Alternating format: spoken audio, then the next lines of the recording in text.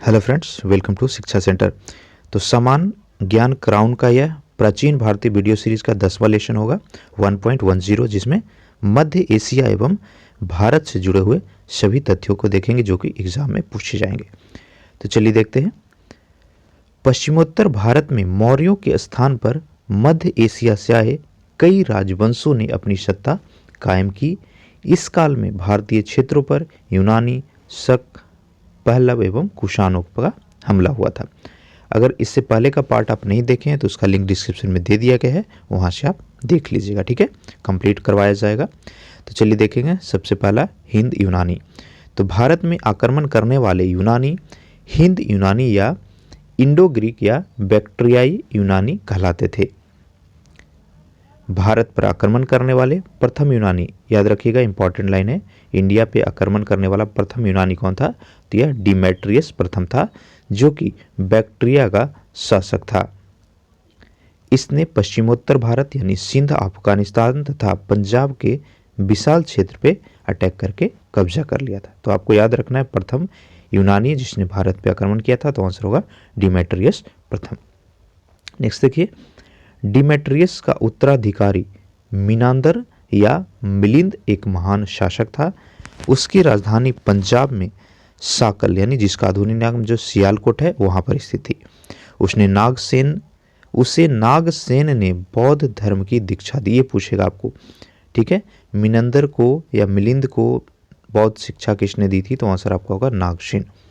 तो मिनांदर ने नागसेन से बौद्ध धर्म के अनेक प्रश्न पूछे।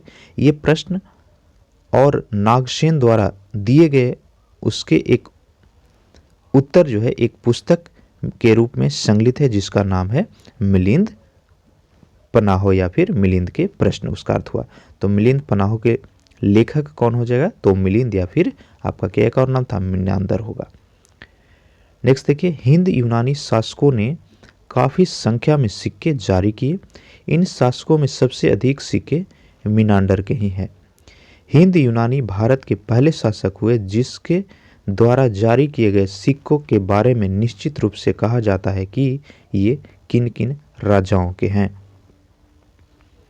सबसे पहले भारत में सोने के सिक्के हिंद यूनानियों ने जारी किए थे। हिंद यूनानी शासकों ने भारत के पश्चिमोत्तर सीमा प्रांत में यूनान की कला चलाई, जिसे हेलेनिस्टिक आर्ट कहा जाता है। भारत में गांधार कला इंपॉर्टेंट है, तो गांधार कला जो है वह हिंद यूनानी शासकों के द्वारा ही चलाया गया था। तपाश्रयत बुद्ध का दृश्य गांधार कला का सर्वोत्तम उदाहरण है। दूसरा देखिए, शक। तो हिंद यवनों के बाद भारतीय क्षेत्र पर हमला करने वाले शक थे। भारत में शक पूर्वी ईरान के क्षेत्रों से होकर के आए थे। शकों की 5 शाखाएं थी और हर शाखा की राजधानी भारत और अफगानिस्तान में अलग अलग भागों में स्थित था। देखिए कौन कौन था, तो आप देख रहे हैं अफगानिस्तान में हो गया। ठीक है, फिर आपका ये क्षेत्र हो जा रहा है पंजाब जिसकी राजधानी तक्षशिला थी, फिर मथुरा था, फिर पश्चिमी भारत और ऊपरी दक्कन था। तो ये 5 क्षेत्र शकों के अधीन में था। नेक्स्ट देखिए, 57 से 78 ईस्वी पूर्व में उज्जैन के एक राजा ने शकों को युद्ध में पराजित कर उन्हें बाहर खदेड़ दिया और विक्रमादित्य की उपाधि ग्रहण कर ली। विक्रम संवत का नाम संवत 57 ईस्वी पूर्व में शकों पर उसकी विजय से आरंभ हुआ था। ये पूछता है, याद रखिएगा इसको, विक्रम संवत, ठीक है, का नाम जो है 57 ईस्वी पूर्व में शकों पर उसकी विजय से शुरू हुआ था। विक्रमादित्य की उपाधि इतनी प्रचलित हुई कि जब किसी शासक ने महान पराक्रम दिखलाया उसने इसकी उपाधि धारण कर ली। इसके परिणाम स्वरूप भारतीय इतिहास में अब तक कुल जो है 14, याद रखिएगा, टोटल 14 राजाओं ने विक्रमादित्य उपाधि को धारण किया था, जिसमें सबसे फेमस कौन थे? तो चंद्रगुप्त द्वितीय थे, उनका नाम भी विक्रमादित्य ही था। नेक्स्ट देखिए, सबसे विख्यात शक शासक रुद्रदामन प्रथम था। उसका शासन सिंध, कोंकण, नर्मदा घाटी, मालवा, कठियावाड़ और गुजरात के बड़े भागों में था। इसने कठियावाड़ के अर्ध शुष्क क्षेत्र को की झील सुदर्शन का जीर्णोद्धार किया था, इंपॉर्टेंट है। सुदर्शन झील का निर्माण जो है कठियावाड़ इलाके में किया था, जिससे वहाँ पे सूखा इलाका जो है हरे भरे क्षेत्रों में परिवर्तित हो गया था।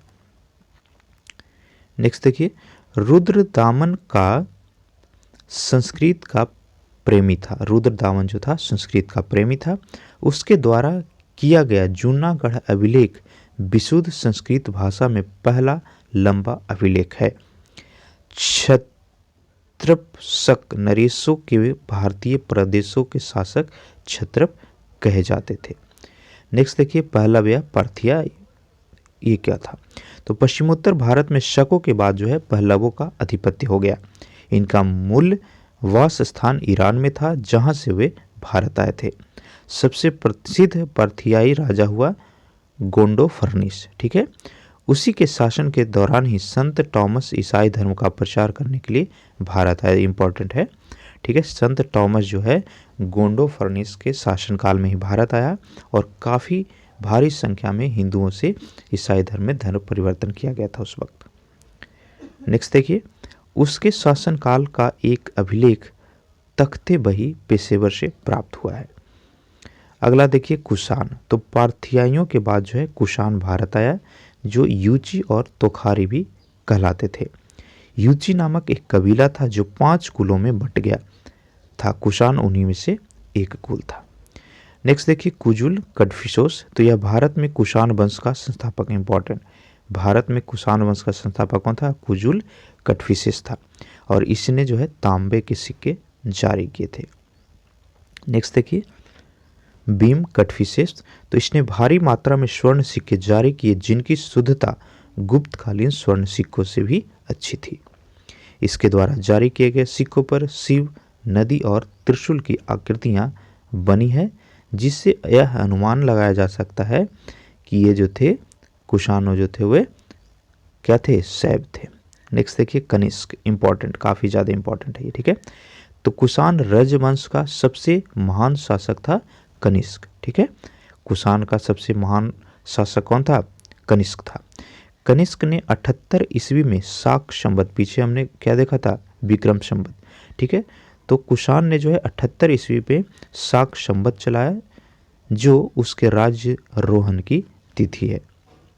शाक संवत भारत सरकार के द्वारा भी प्रयोग में लाया जाता है। तो कई बार पूछता है कि शाक संवत का प्रारंभ तो ये आपका कब होगा?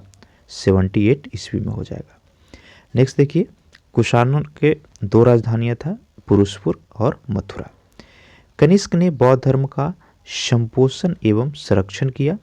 चौथी बौद्ध संगति कनिष्क के शासनकाल में कुंडलवन, जो कि कश्मीर में स्थित है, वहाँ पर वसुमित्र की अध्यक्षता में हुई। अगर आप हमारा बौद्ध धर्म और जैन धर्म का वीडियो देखे होंगे तो श्योर इसको सही कर पाए होंगे, नहीं तो पीछे वाले चैप्टर में दिया हुआ है उसको जरूर देखिएगा। नेक्स्ट देखिए, अश्वघोष। तो अश्वघोष कनिष्क का राजकवि था। उसने सौरानंद, बुद्धचरित्र एवं शरीपुत्र प्रकरण की रचना की थी। कनिष्क के राजवैद्य चरक, ये भी काफ़ी बार पूछा हुआ है। तो कनिष्क के राजवैद्य चरक, जिन्होंने चरक संहिता की रचना की। कनिष्क के शासनकाल में भारत का व्यापारिक संबंध मध्य एशिया एवं पश्चिमी विश्व के साथ बना। कनिष्क के अभिलेखों में उसे देवपुत्र शाहीनुशाही कहा गया। कनिष्क के शासनकाल में कला की 2 स्वतंत्र शैलियों का विकास हुआ, गांधार शैली और मथुरा कला शैली। नेक्स्ट देखिए, कनिष्क ने पुरुषपुर में एक विशाल स्तूप का निर्माण करवाया। इसी के पास एक विशाल संघाराम यानी कनिष्क चैत्य का निर्माण यवन वास्तुकार अगिलस द्वारा करवाया गया। अगला पॉइंट देखिए, ध्यान से देखते चलिएगा। वासुदेव कुषाण वंश का अंतिम शासक था। वसुमित्र महाविशास शास्त्र इनकी प्रसिद्ध रचना है, जिसे बौद्ध धर्म का विश्व कोश भी कहा जाता है, ठीक है। तो महाविशास के रचनाकार हैं वसुमित्र, जिसको बौद्ध धर्म का विश्व कोश कहा जाता है। अगला देखिए, नागार्जुन। तो इनकी तुलना मार्टिन लूथर से की गई। इन्होंने सापेक्षता के सिद्धांत का प्रतिपादन किया, इसीलिए नागार्जुन को जो है भारत का आइंस्टीन भी कहा जाता है। इनकी प्रसिद्ध कृति माध्यमिक सूत्र है, ठीक है। तो ये भी चैप्टर हमारा समाप्त हो गया। अब तक चैनल पर नए हैं तो सब्सक्राइब ज़रूर कीजिएगा और अपना फैमिली को बड़ा करने में मदद कीजिए, हमें सपोर्ट कीजिए, ज़्यादा से ज़्यादा शेयर कीजिएगा ताकि हमारे जो वीडियो हैं उससे काफ़ी स्टूडेंट्स को बेनिफिट हो सके। वीडियो अच्छा लगे तो लाइक कीजिए, अच्छा ना लगे तो डिसलाइक करके हमें कमेंट में ज़रूर बताइएगा ताकि हम और सुधार कर सकें। पीडीएफ चाहिए सारे magazines, paper, notes free of cost तो हमारा टेलीग्राम चैनल है शिक्षा सेंटर के नाम से, उसका लिंक डिस्क्रिप्शन में दिया हुआ है, वहाँ से ज्वाइन कर लीजिएगा। Thank you.